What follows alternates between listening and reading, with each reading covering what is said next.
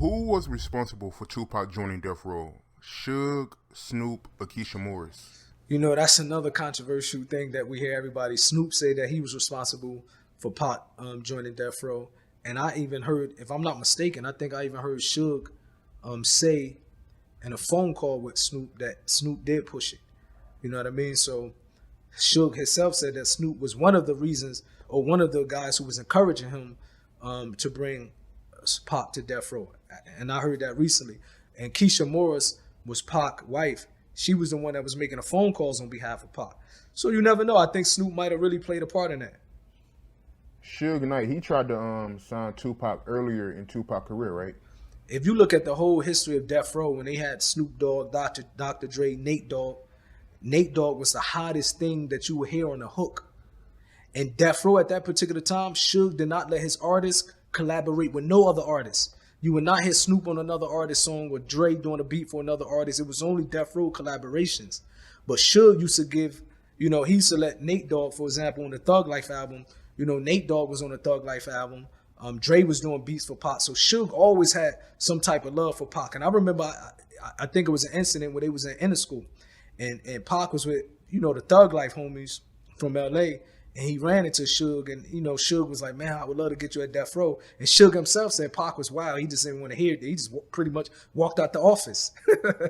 You know what I mean? He said Pac wasn't ready back then. So Suge wanted to get him, early on, before all the incidents. He wanted Pac as one of his artists. So give me the backstory, man. Tupac getting bailed out of prison by Suge Knight, joining Death Row, and bringing you out to L.A. I remember the word started getting around that Pac was like, "Man, I'm going to Death Row. Suge going to bail me out. I'm signing to Death Row." At that particular time, Death Row was the hottest label. Snoop Dogg, Dr. Dre, they was the hottest label.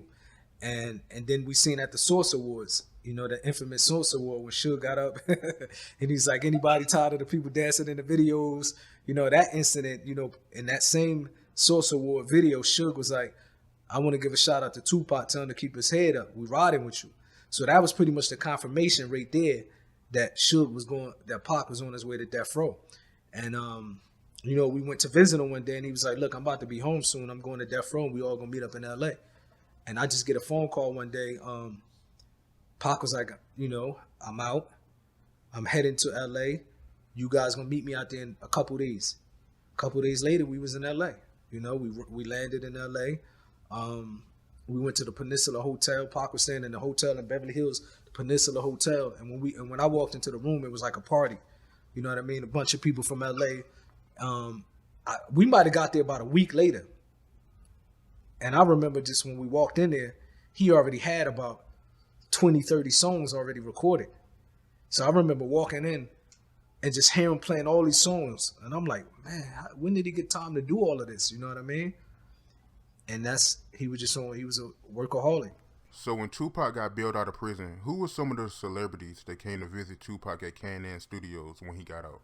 When Pac came out, man, you had everybody coming through there, man, from who you had. Of course, his Bay Area homies. You seen a lot of the people from the Bay Area up there, all the Death Row. When Pac first came home, Death Row was united. So Dre was in the studio every once in a while. Snoop Dogg was in there we was when he first came home, we was like this. You know what I mean? We was all connected. Then you had everybody coming to the studio, Queen Latifah, Coolio, if I'm not mistaken, E40, all the Bay Area legends, Too Short. No, maybe not Too Short, but MC Hammer. And probably people, that I might can't recall, but everybody was coming. Because Pac, he was the hottest thing back then. And he built a lot of good relationships with people where, people that wasn't even involved in music industry had a lot of respect for Pac and would go up there and visit him, Is it true that Faith Evans came to visit Tupac at Can Studios when he got out? Yeah, bro.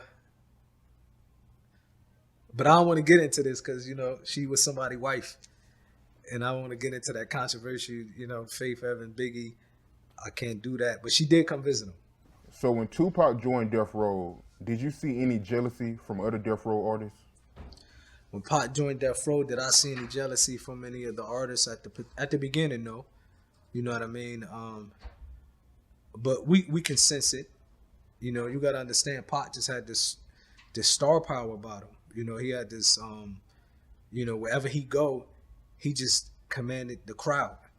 You know what I mean? He just demand the crowd, like he demanded attention. He was just the individual. He was one. His personality just have him in charge. So if Pac is in the studio, and it can be Snoop Dogg, Dr. Dre, whatever these big celebrities are. When Pac walk in, they start him and they like diminish. You know what I mean? So of course, naturally, you know, people start feeling some type of way. When you say you can sense it, what you mean by that? You could sense the change started happening. You know what I mean? At the beginning, everybody used to come to the studio with us. I'm talking about like the Dogg Pound, Snoop Dogs, and them. They was in the studio rocking with us every time we was in the studio. Then it got to a point where, because you had Studio A, Studio B, and we was always in one studio and they was always in one studio. The tension started coming. The tension started happening. You know what I mean? And you felt the division started to occur.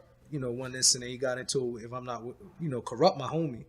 I always had a lot of love for Kurupt. I think he got into it with Kurupt in Mexico, and Nate Dogg tried to get involved in it. So it got to a point where now we starting to have some tension, because when Pac would come back and tell us these stories as individuals who was with him, we automatically look at it like, okay, you told us you got into it with this person, Pac. Now we automatically don't like him. You know what I mean? So it was the tension, man. Some things went down in that studio, you know.